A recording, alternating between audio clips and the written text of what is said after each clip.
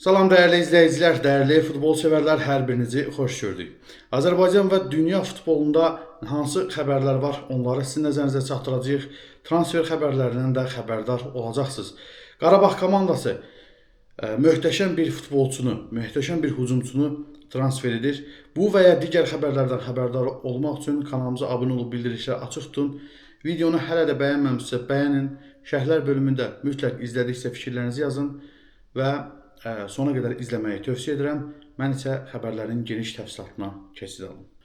Qarabağ klubu Beynəlxalq Futbol Tarixi və Statistikaları Federasiyasının açıqladığı dünya reytinqində 10 pillə irəliləyib. Azərbaycan çempionu 143,5 xalla 114-cü pillədə qərarlaşıb.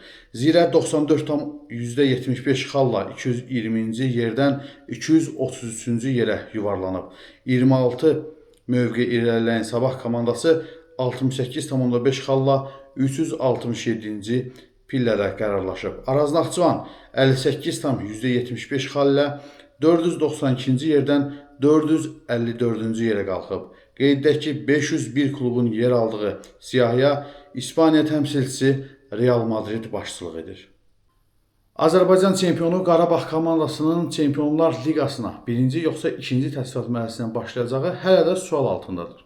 Düzdür, mətbuatda indi dərc olunur ki, eyni zamanda biz də sizlərə çatdırmışıq ki, Qarabağ Çempionlar Liqasına ikinci təsnifat mərhələsindən başlayacaq. Buna səbəb PSG-nin final mərhələsinə yüksəlməsidir. Amma ortada başqa məqamlar da var ki, bunları da sizin nəzərinizə çatdırım. Ola bilsin ki, Qarabağ komandası birinci təsnifat mərhələsindən başlasın. Bu, hansı halda mümkün ola bilər? Ferencvaroş komandası əgər Macarıstan çempionu olmasa, Qarabağ komandası birinci təsnifat mərhələsindən başlaya bilər.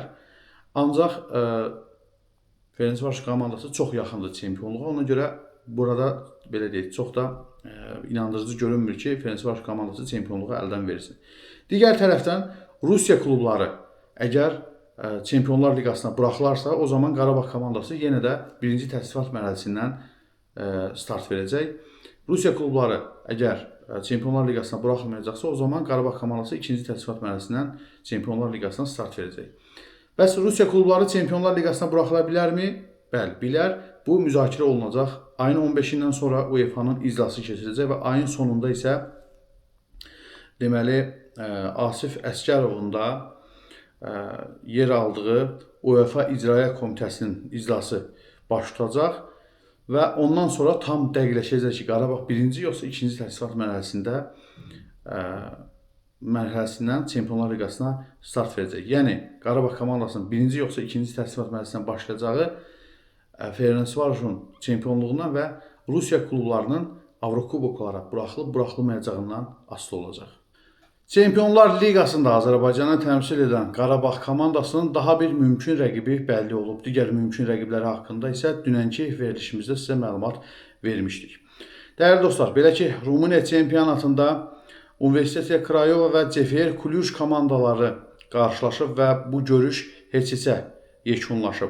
Bununla da Steaua Buxarest komandası ardıcıl ikinci, ümumilikdə isə tarixində 28-ci dəfə Rumıniya çempionluğu adını qazanıb və Qarabağın potensial rəqibləri siyahısına daxil olub. Qeyd edək ki, Qarabağ və Steaua Buxarest bu mövsüm Avropa Liqasında qarşılaşmışlar və Rumunlar Bakıda Qarabağı 3-2 hesabı ilə məğlub etmişdilər. Ümid edirəm ki, bu dəfə püşkatmada Steaua Buxarest Qarabağa rəqib olmaz. Və yaxud rəqib olsa, Qarabağ inşallah bu ötən mövsümdəki məğlubiyyətin qisasını almış olar. Sizcə, Steaua Buxarest Qarabağa rəqib olarsa, Qarabağ Steaua Buxaresti bu dəfə məğlub edə bilərmi? Beşiktaşın eks-ulduzu Qarabağa gəlməyə razıdır. Türkiyə Süper Liqasında Hataysporun düşərgəsində çıxış edən futbolçu Vincent Abubakar dünən Hataysporla müqaviləyə qarşılıqlı razılıq əsasında xitam verib. Bundan sonra menecerlər hərəkətə keçib və bu futbolçunu Qarabağa təklif ediblər. 33 yaşlı forvard bu mövsüm çıxış etdiyi 28 maçda 8 gol vurub, 2 golun asisti ilə yadda qalıb. Beşiktaşın sabiq ulduzu karyerasını bundan sonra Azərbaycanda davam etdirə bilər. Menecerlər Afrikalını Qarabağa gətirmək üçün hərəkətə keçiblər. Agentlər onun xidmətini köhnə atlara təklif edib. Abubakar bir neçə illik aradan sonra yenidən Çempionlar Liqasında forma geyinmək arzusundadır.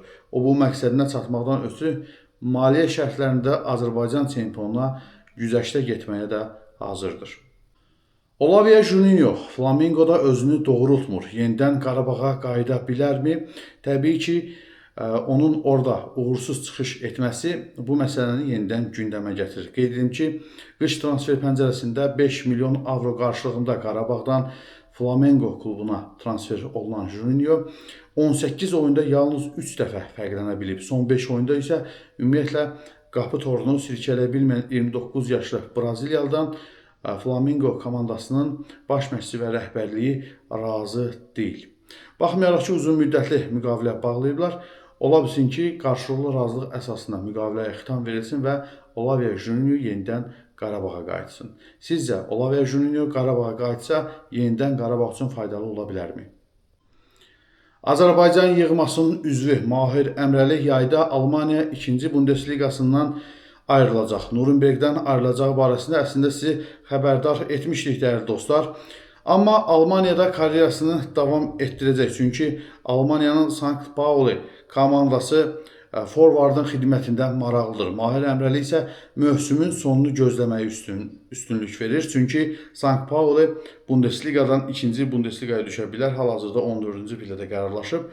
Əgər Sankt Pauli Bundesliqadakı mövqeyini qoruyub saxlaya bilərsə, o zaman Mahir Əmrəli bu komanda ilə müqavilə imzalayacaq. Həmçinin verilən xəbərlərdə digər Bundesliqa klubunun da Mahir Əmrəli ilə maraqlandığı bildirilir. İspaniya La Liqasının qalibi bəlli olub. 35-ci turda Barcelona və Real Madrid komandaları qarşı-qarşıya gəliblər. Real Madrid komandası hesabı açan tərəf olsa da ilk hissəni 4-2 hesabı ilə məğlub olub. Baxmayaraq ki, Mbappe'nin 2 qolu ilə Real Madrid önə keçmişdi. Daha sonra birinci hissədə Barcelona komandası 4 qol vurmağı bacardı.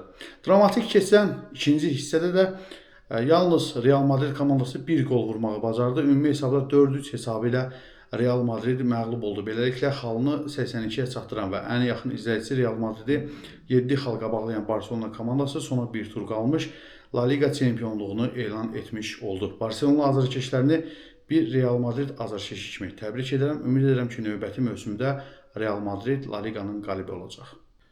Dəyərli izləyicilər, bu sizə çatdıracağımız sonuncu xəbərdir. Düşünürəm ki, sizlər üçün də maraqlı xəbərlər oldu. Elə isə zəhmətimizi dəyərləndirmək üçün videonu bəyənməyi və şərhlər bölümündə hələ də fikirlərinizi yazmamısınızsa, fikirlərinizi yazmağı tövsiyə edirəm. Ekranda gördüyünüz videolardan birini seçib izləyə bilərsiniz. Ona qədər isə kanalımıza abunə olun, bildirişləri açıq tutun və dostlarınızla videonu paylaşmağı da unutmayın. Hələlik.